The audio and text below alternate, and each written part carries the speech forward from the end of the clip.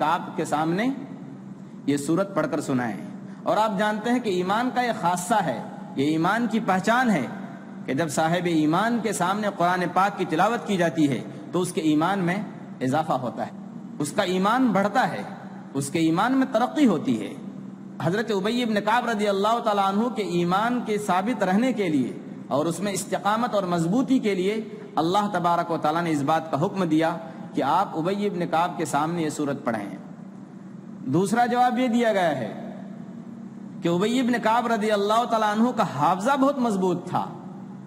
تو اسی لیے حضور اکرم صلی اللہ علیہ وسلم نے یہ سورت ان کے سامنے پڑھ کر سنائی تاکہ وہ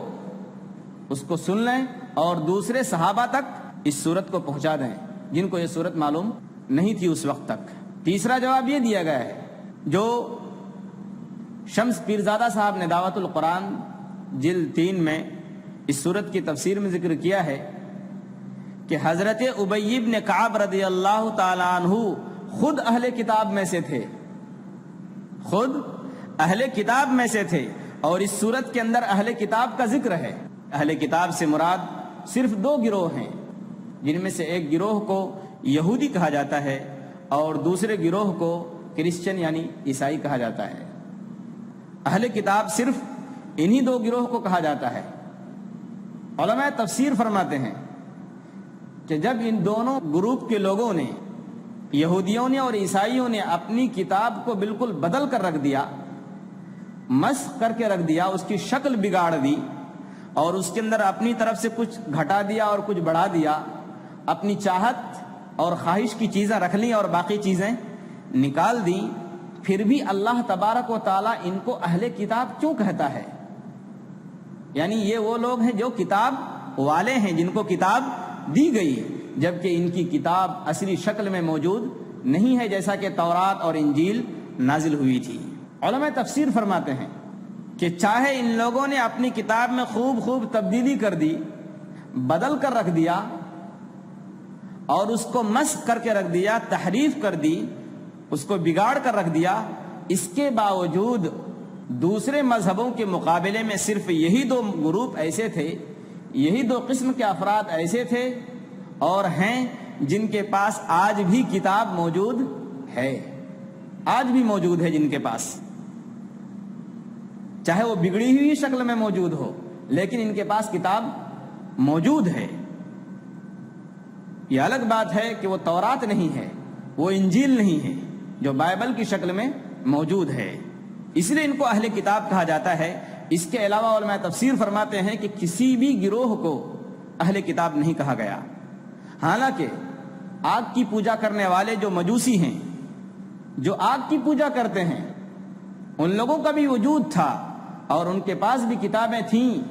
لیکن اس کے باوجود ان کو اہل کتاب نہیں کہا گیا۔ کیوں؟ کہ بعد کے زمانے میں ان کے پاس،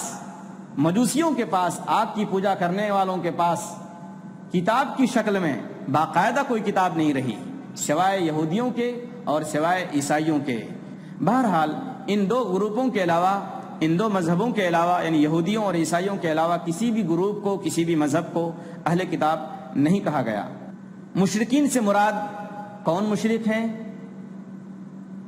بت کی پوجا کرنے والے، پتھروں کی پوجا کرنے والے، مورتیوں کی پوجا کرنے والے، چاہے وہ عرب کے مشرک ہوں، مکہ کے مشرک ہوں، چاہے عجم کے یا دنیا میں کسی بھی حصے کے ہوں، سب لوگ اس کے اندر داخل ہیں۔ منفقین کے معنی آتے ہیں باز آنا۔ اللہ تبارک و تعالیٰ یہاں فرما رہے ہیں یہ لفظ استعمال کر کے کہ حضور اکرم صلی اللہ علیہ وسلم کی جب بعثت ہوئی اور آپ کو نبی بنا کر بھیجا گیا، اس وقت کے جو مشرک تھے، اس وقت کے جو کافر تھے، چاہے وہ یہودی ہوں چاہے عیسائی، سب کے سب ایسے ویسے کافر نہیں بلکہ ہٹ دھرم کافر تھے، کیونکہ اللہ تبارک و تعالیٰ نے منفقینہ کا لفظ استعمال کیا ہے۔ یہ ایسے ویسے کافر نہیں تھے، یہ ہٹ دھرم قسم کے کافر تھے، یہ باز آنے والے نہیں تھے جب تک کہ ان کے پاس کھلی ہوئی دلیل نہ آ جائے۔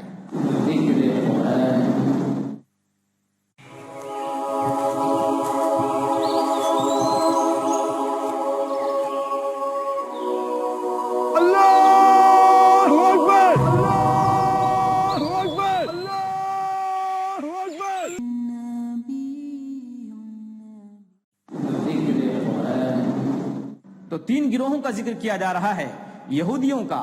عیسائیوں یعنی کرسچنوں کا، اور مشرکین کا، حتیٰ تأتیہم البینہ، یہاں تک کہ ان کے پاس کھلی ہوئی دلیل نہ آ جائے۔ وہ کھلی ہوئی دلیل کیا تھی؟ آگے اللہ خود فرما رہے ہیں، یعنی حضور اکرم صلی اللہ علیہ وسلم کی ذات، حضور اکرم صلی اللہ علیہ وسلم کی ذات، چونکہ ان کی کتابوں میں موجود تھا، تورات میں اور انجیل میں، کہ ایک نبی آنے والا ہے، اس نبی کی پیروی ہر ایک شخص کو کرنی پڑے گی، اور اس نبی پر ہر ایک کو ایمان لانا پڑے گا۔ یہ باتیں عیسائیوں کی اور یہودیوں کی کتابیں موجود تھیں پیشین گوئی کے طور پر، لیکن حضور اکرم صلی اللہ علیہ وسلم جب نبی بنا کر بھیجے گئے تو ان کو مان لینا چاہیے تھا، ان کو نبی تسلیم کرنا چاہیے تھا، لیکن ان کا کیا حال ہوا؟ آگے اللہ تبارک و تعالی اس کی خود تشریح فرما رہے ہیں اور بتا رہے ہیں کہ ان کا کیا حال ہوا نبی کریم صلی اللہ علیہ وسلم کے نبی بنائے جانے کے بعد، جبکہ وہ تسلیم کرتے تھے ایک نبی آنے والا ہے، اس پر قرآن نازل ہوگا، اور اس نبی کی بات ماننی سب کے لیے ضروری ہے، اس کا فالو کرنا ضروری ہے اور اس کی اتباع لازمی ہے۔ اس کے باوجود ان کا جو حشر ہوا، آگے اللہ تبارک و تعالیٰ فرمائیں گے۔ تو بینہ کے معنی ہے کھلی ہوئی نشانی، کھلی ہوئی دلیل، کھلا ہوا ثبوت اور پروف۔ وہ کون تھے؟ وہ نبی کریم صلی اللہ علیہ وسلم کی ذات تھی۔ آگے اللہ فرما رہے ہیں رسول من اللہ، ایک ایسا رسول جو ان کو یتلو الصحف مطہرہ، جو ان کو پاک صحیفے یعنی قرآن پڑھ کر سنائے۔ ظاہر بات ہے یہودیوں میں سے اور کرسچنوں میں سے اور مشرکوں میں سے یہ لوگ باز آنے والے نہیں تھے، لیکن جب نبی کریم صلی اللہ علیہ وسلم تشریف لائے تو یہودیوں میں سے کچھ لوگوں نے اسلام قبول کیا، عیسائیوں میں سے بھی بہت سارے لوگوں نے اسلام قبول کیا، لیکن اکثریت اسلام سے محروم رہی، ایمان لانے سے محروم رہی۔ مشرکوں میں سے بھی بہت سارے لوگوں نے اسلام قبول کیا، لیکن وہ مکمل طور پر ایمان نہیں لائے۔ فیہا کتب قیمہ، جن کے اندر درست اور صحیح مضامین ہوں۔ یہ قرآن پاک کی خصوصیت اللہ تبارک و تعالیٰ بتا رہے ہیں کہ قرآن ایسی کتاب ہے جس میں درست مضامین ہیں، پہلی کتابوں کے بھی علماء تفسیر نے فرمایا ہے کہ قرآن میں صرف حضور اکرم صلی اللہ علیہ وسلم پر جو قرآن اترا ہے تو اس میں پچھلی کتابوں کی بھی باتیں موجود ہیں۔ کون سی باتیں؟ جو باقی رکھنے کے لائق تھیں، جو درست اور صحیح مضامین تھے، وہ سب قرآن پاک کے اندر بھی موجود ہیں، جس کا ذکر آپ نے بارہا سنا ہوگا۔ مثال کے طور پر بائبل کے اندر جو موجودہ بائبل ہے، اتنی تحریف کے باوجود، اس کو بگاڑنے کے باوجود اور اس کی شکل کو خراب کرنے کے باوجود، موجودہ بائبل میں عہد نامہ قدیم کے اندر بھی اور عہد نامہ جدید دونوں کے اندر توحید کا تصور موجود ہے، توحید کا ذکر موجود ہے۔ اتنی بگاڑ کے باوجود وہ لوگ اس کو اپنی کتابوں سے نہیں نکال سکے۔ چنانچہ میں اس کا حوالہ دیتا ہوں آپ کے سامنے کہ اللہ تبارک و تعالیٰ نے کس طریقے سے دین کی حفاظت فرمائی، کہ ان کی مذہبی کتابوں میں بھی اب تک یہ باتیں موجود ہیں۔ چنانچہ استثناء کے اندر، استثناء باب 6 ورس نمبر 4 کے اندر یہ لفظ موجود ہے کہ شما اسرائیل ادنو الہین ادنو اخد، کہ سنو اے اسرائیل، موسیٰ علیہ السلام کی زبانی یہ بات بیان ہو رہی ہے، سنو اے اسرائیل، ہمارا خداوند ایک ہی خدا ہے۔ توحید کا ذکر آج بھی موجود ہے، اور نیو ٹیسٹمنٹ دونوں کو ملا کر بائبل بولا جاتا ہے، لیکن عہد نامہ جدید جو ہے اس کے اندر بھی توحید کا تصور موجود ہے، توحید کا ذکر موجود ہے۔ عیسیٰ علیہ السلام کی زبانی یہ بات بیان ہو رہی ہے۔ مرقس باب نمبر 12 اور ورس نمبر 29 کے اندر ہے کہ سنو اے اسرائیلو، کہ ہمارا خداوند ایک ہی خدا ہے۔ اور یہی وہ بات ہے جس کا ذکر اللہ تبارک و تعالیٰ سورہ فصلت سورہ نمبر 41 آیت نمبر 42 کے اندر فرماتے ہیں، لا یأتیہ الباطل من بین یدیہ ولا من خلفہ تنزیل من حکیم حمید، کہ قرآن صرف ایسی کتاب ہے کہ باطل اور بری باتیں نہ اس کے آگے سے آ سکتی ہیں نہ پیچھے سے، کہیں کسی طریقے سے بھی اس کے اندر غلط بات داخل نہیں ہو سکتی۔ تنزیل من حکیم حمید، یہ قرآن ایسی کتاب ہے جو ایک زبردست حکمت والے اور قابل تعریف بادشاہ کی طرف سے اور خدا کی طرف سے نازل کی گئی ہے۔ یتلو صحفا مطہرہ فیہا کتب قیمہ، یعنی وہ رسول ان کو پاک صحیفے پڑھ کر، یعنی قرآن پڑھ کر سناتا ہے جس کے اندر درست اور عمدہ مضامین ہیں، اس کے اندر کوئی ایسی غلط بات، کوئی شک اور شبہ والی بات موجود نہیں ہے، جبکہ دوسری کتابوں میں شک و شبہ کی باتیں موجود ہیں۔ حتیٰ کہ علماء تفسیر میں سے بعض حضرات یہ فرماتے ہیں اور بالکل صحیح فرماتے ہیں کہ اگر ایک آدمی صحیح العقیدہ ہے، اپنے مذہب پر عمل کرتا ہے، اگر دوسرے مذہب کی مقدس ترین کتابوں کا مطالعہ کرے گا سنجیدگی کے ساتھ، تو ان کتابوں میں ایسی گھٹیا باتیں، اللہ کے بارے میں ایسے غلط تصورات اور ایسی بیہودہ باتیں ہیں کہ ان باتوں کو پڑھ کر انسان خود اپنے مذہب سے بیزار ہو جائے گا۔ اس کے لیے بائبل کا مطالعہ کیا جا سکتا ہے کہ بائبل کے اندر اللہ کے بارے میں کیسا غلط تصور ہے، حضرت داؤد علیہ السلام کے بارے میں کیسا غلط تصور ہے، حضرت سلیمان علیہ السلام کے بارے میں کیسا غلط تصور ہے، کہ بائبل کے اندر کیسی تضاد باتیں ہیں، اپوزٹ باتیں ہیں۔ ایک بات یہاں اس طرح سے کہی جا رہی ہے، دوسری بات دوسری جگہ بالکل دوسرے انداز میں کہی جا رہی ہے، جبکہ قرآن بالکل اس سے پاک ہے۔ وَمَا تَفَرَّقَ الَّذِينَ أُوتُوا الْكِتَابَ إِلَّا مِن بَعْدِ مَا جَاءَتْهُمُ الْبَيِّنَةُ، اور جن لوگوں کو کتاب دی گئی جب ان کے پاس نبی آ گئے، اس کے آنے کے بعد وہ الگ الگ حصوں میں بٹ گئے، الگ الگ حصوں میں بٹ گئے، جبکہ یہی عیسائی اور یہی یہودی کہا کرتے تھے کہ ایک نبی آئے گا، وہ آخری نبی ہوگا، اس کے اوپر قرآن اترے گا اور اسی کی بات ماننی ضروری ہوگی، اور اس کا ذکر اللہ تبارک و تعالیٰ نے قرآن پاک میں بھی فرمایا ہے، سورہ بقرہ سورہ نمبر 2 آیت نمبر 89 کے اندر،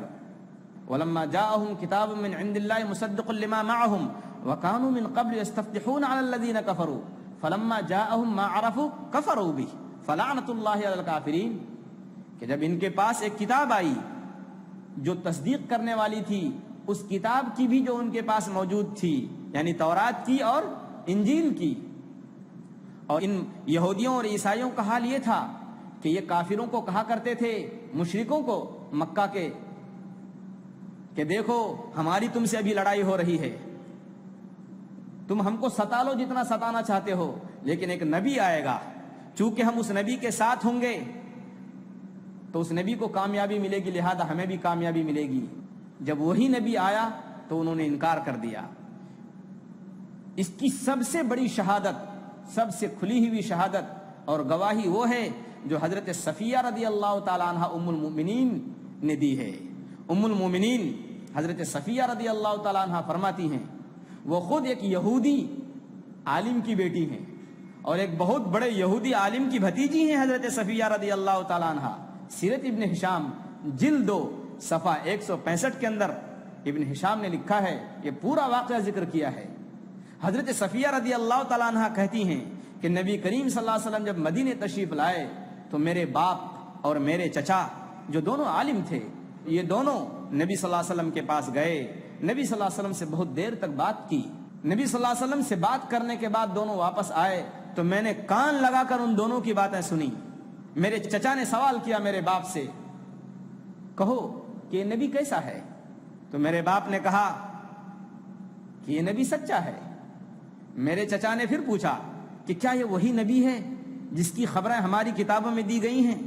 میرے باپ نے کہا کہ ہاں، خدا کی قسم یہ وہی نبی ہے۔ پھر میرے چچا نے پوچھا کہ تمہارا اس نبی کے بارے میں کیا ارادہ ہے؟ تو میرے باپ نے کہا کہ جب تک جان میں جان ہے میں اس نبی کی مخالفت کروں گا اور اس نبی کی بات چلنے نہیں دوں گا۔ تو اس کا ثبوت موجود ہے کہ وہ لوگ نبی صلی اللہ علیہ وسلم کے نبی بنائے جانے سے پہلے آخری نبی مانتے تھے اور یہ بھی مانتے تھے کہ ان کی بات ماننی ضروری ہے، لیکن بغض اور حسد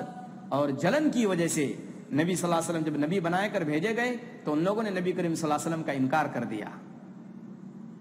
اسی کا ذکر اللہ تبارک و تعالیٰ فرما رہے ہیں، وَمَا تَفَرَّقَ الَّذِينَ أُوتُوا الْكِتَابَ إِلَّا مِن بَعْدِ مَا جَاءَتْهُمُ الْبَيِّنَةُ،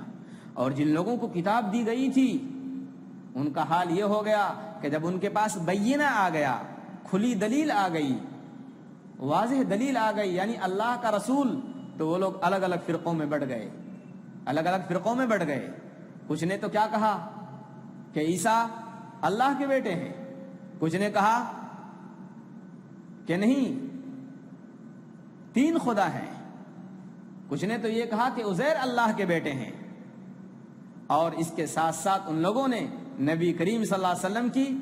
نبوت کا بھی انکار کیا اور آخرت کا بھی انکار کیا۔ اس اعتبار سے وہ لوگ الگ الگ گروہوں میں اور الگ الگ جماعتوں میں تقسیم ہو گئے، جبکہ اللہ تبارک و تعالیٰ نے ان کو صرف اس بات کا حکم دیا تھا وما امروا الا لعبدوا اللہ مخلصین لہ الدین، کہ وہ صرف اللہ کی عبادت کریں، دین کو خالص کر کے نماز پڑھیں اور زکوٰۃ دیں، یہی سیدھا دین ہے۔ اللہ تبارک و تعالیٰ نے سورہ نحل سورہ نمبر 16 آیت نمبر 36 کے اندر فرمایا ہے کہ وَلَقَدْ بَعَثْنَا فِي كُلِّ أُمَّةٍ رَسُولًا أَنِ اعْبُدُوا اللَّهَ، کہ جتنے بھی نبی ہم نے بھیجے سب کو میں نے اس بات کا حکم دیا، اس بات کا آرڈر دیا کہ اے لوگو ایک اللہ کی عبادت کرو۔ تو ان کو تورات میں بھی ایک اللہ کی عبادت کا حکم دیا گیا تھا، ان کو انجیل میں بھی ایک اللہ کی عبادت کا حکم دیا گیا تھا، اور موجودہ بائبل کے اندر بھی ایک اللہ کی عبادت کا تصور موجود ہے۔ اس کے باوجود ان لوگوں کا ایک اللہ کی عبادت نہ کرنا صرف ضد ہے، کھلی ہوئی ہٹ دھرمی ہے۔ یہاں افسوس کے ساتھ یہ کہنا پڑتا ہے اس آیت کی تشریح میں کہ ہمارا بھی حال یہ ہو گیا کہ ہم لوگ مختلف فرقوں میں بٹ گئے۔ اکبر الہ آبادی نے کیا بہترین شعر کہا ہے، بہت اچھا شعر ہے کہ ہم کو نئی روش کے حلقے جکڑ رہے ہیں، باتیں تو بن رہی ہیں اور گھر بگڑ رہے ہیں۔ مطلب اس شعر کا یہ ہے کہ ہماری حالت یہ ہے کہ دوسروں کی تہذیب، دوسروں کے سویلائزیشن اور کلچر کو دیکھ کر ہم متاثر ہو گئے۔ ہمارے گھروں میں باتیں تو بہت اچھی اچھی ہو رہی ہیں، لیکن ہم لوگوں کا پورا پورا گھر بگڑ رہا ہے، اور ہماری پوری ملت کئی فرقوں میں اور کئی جماعتوں میں آج بڑھ چکی ہے۔ ضرورت ہے اس بات کی کہ جب ہمارا رسول ایک ہے، قرآن ایک ہے، تو ہم سب عیسائیوں اور یہودیوں اور دوسری مشرک قوموں کی طرح مختلف جماعتوں میں بٹنے کے بجائے ایک اللہ کی رسی کو، قرآن کو اور نبی کریم صلی اللہ علیہ وسلم کے فرامین یعنی حدیث مبارک کو مضبوطی کے ساتھ تھام لیں، یہی سیدھا دین ہے۔ میں اپنی بات ختم کرتا ہوں۔ وآخر دعوانا الحمدللہ رب العالمین۔